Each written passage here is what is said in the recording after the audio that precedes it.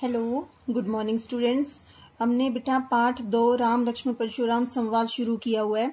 इससे पहले 2 वीडियो में हम 2-2 करके ये चौपाइयाँ जो हैं वो अपनी पूरी कर चुके हैं। तो जो इसमें टोटल हैं वो 6 चौपाई हैं और आज हम 5th और 6th का अध्ययन करेंगे।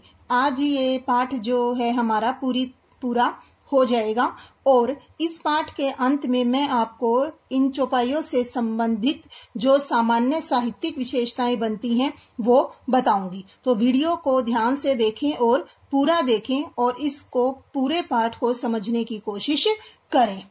ठीक है, तो आइए बेटा जी, अब अपना चैप्टर जो है वो हम आगे शुरू करते हैं।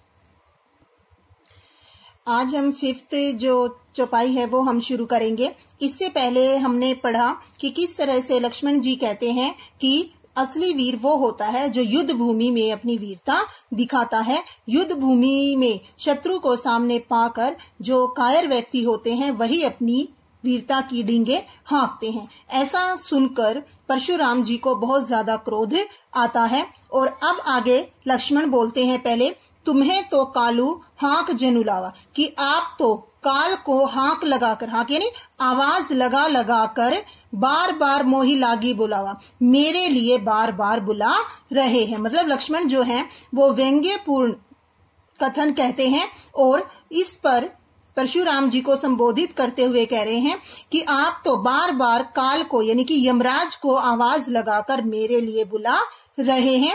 सुनत लखन के वचन कठोरा, और लक्ष्मण के ऐसे कठोर वचनों को सुनकर परसु सुधारी धरेऊ कर घोरा, परशुराम जो है फिर से अपने फरसे को सुधार लेते हैं।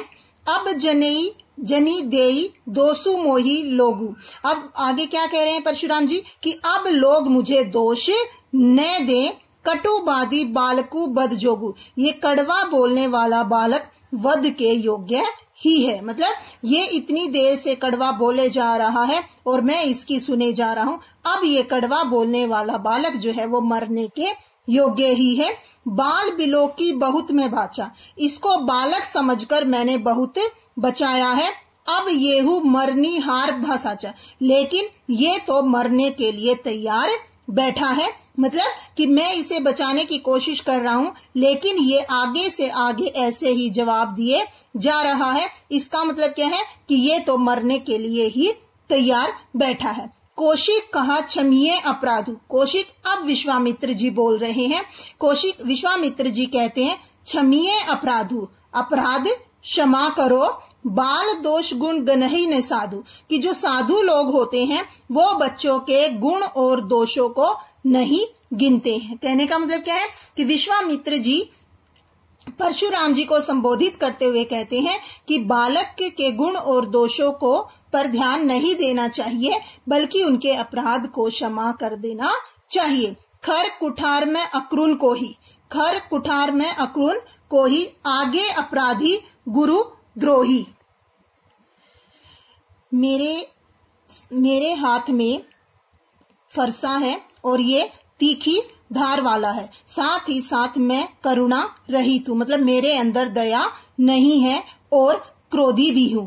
आगे अपराधी गुरुद्रोही, मतलब कि अब जो परशुराम जी हैं वो अपने बारे में कह रहे हैं कि मेरे पास जो फरसा है वो तीखी धार वाला है, साथ ही साथ मैं करुणा रहित हूं और क्रोधी भी हूं, और मेरे सामने ये एक अपराधी के रूप में खड़ा है और गुरुद्रोही और गुरु का विरोध करने वाला है। उत्तर दे छोड़ो बिनु मारे, और मैं इसे सिर्फ उत्तर देकर बिना मारे छोड़ रहा हूं।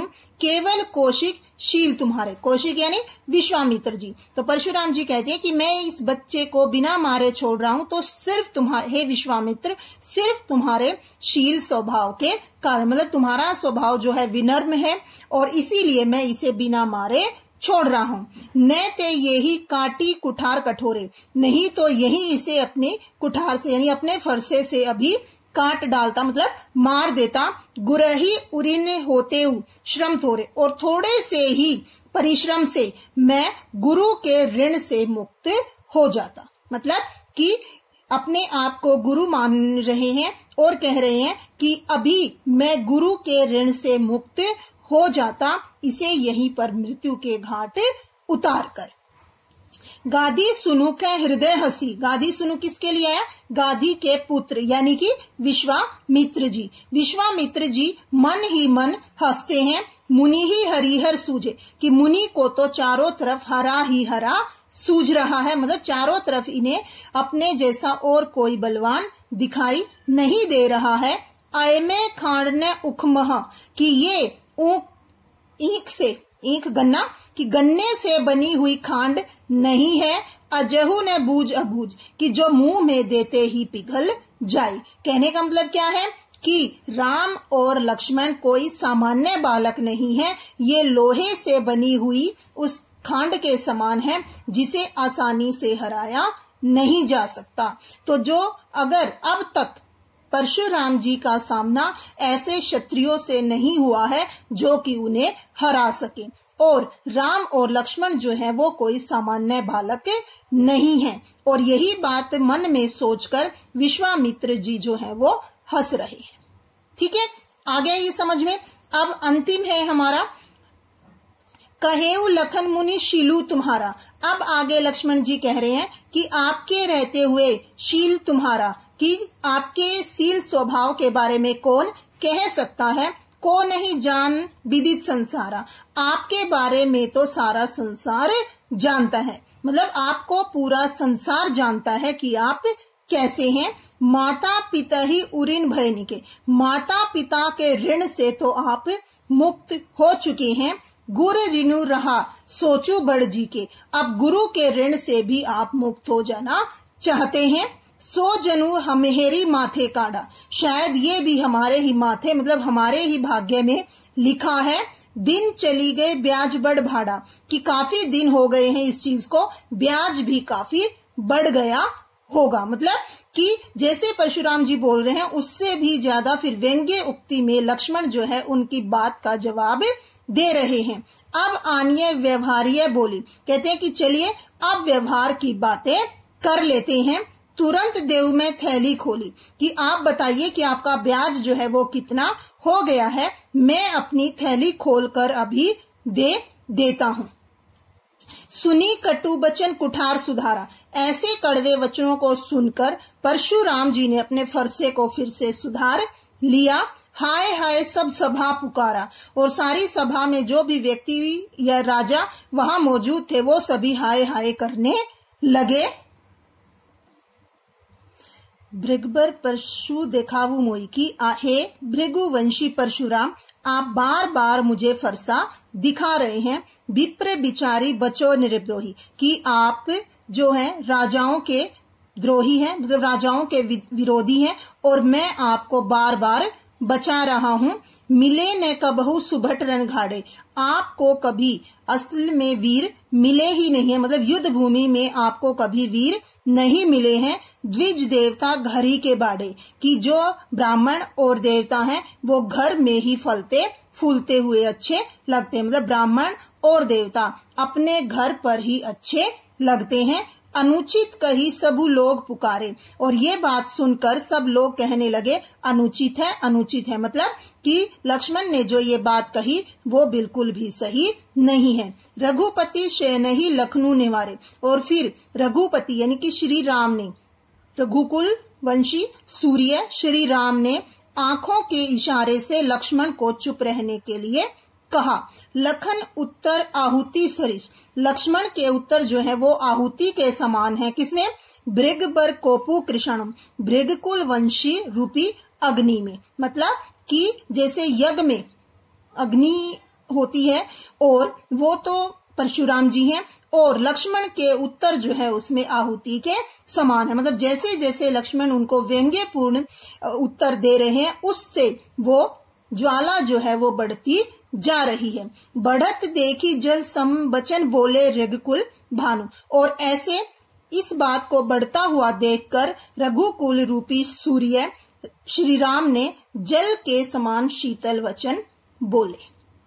ठीक है, आगे आपको यहां तक समझ में, मतलब इसमें मुख्य रूप से क्या बताया है कि लक्ष्मण और परशुराम जी के आपसी संवाद को इसमें स्पष्ट किया गया है कि किस तरह से लक्ष्मण जो है वो भी क्रोधी स्वभाव के हैं और परशुराम जी को भी क्रोध के कारण ही जाना जाता है। और परशुराम जी जो हैं वो राजाओं के शत्रु रहे हैं और अनेक बार उन्होंने राजाओं से भूमि छीनकर ब्राह्मणों को दान कर दी है। और ये बात जो है वो हमें इसमें स्पष्ट होती है। लक्ष्मण जो है वो बार बार व्यंग्य करके उनके क्रोध को बढ़ाने का प्रयास कर रहे हैं और जब ये देखते हैं कि क्रोध बहुत ज्यादा बढ़ गया है तब राम जो है वो उन्हें चुप रहने का इशारा करते हैं।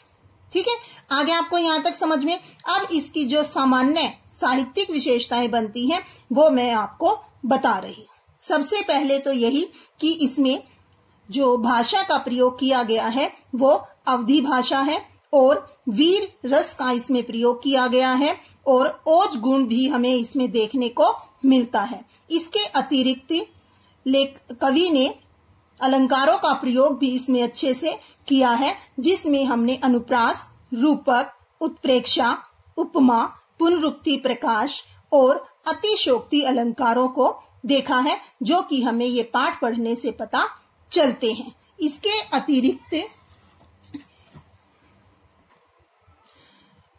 अतिरिक्त इसमें दोहा चौपाई छंद का प्रयोग है। साथ ही साथ कवि ने तत्सम और तद्भव शब्दावली का स्वाभाविक व समन्वित मतलब दोनों का ही इसमें प्रयोग किया है। ठीक है, उम्मीद है आपको ये पाठ अब पूरी तरह से समझ में आ गया होगा। फिर भी अगर आपको कुछ पूछना है तो आप मुझसे पूछ सकते हैं। धन्यवाद। घर रहें, सुरक्षित रहें, खुश रहें।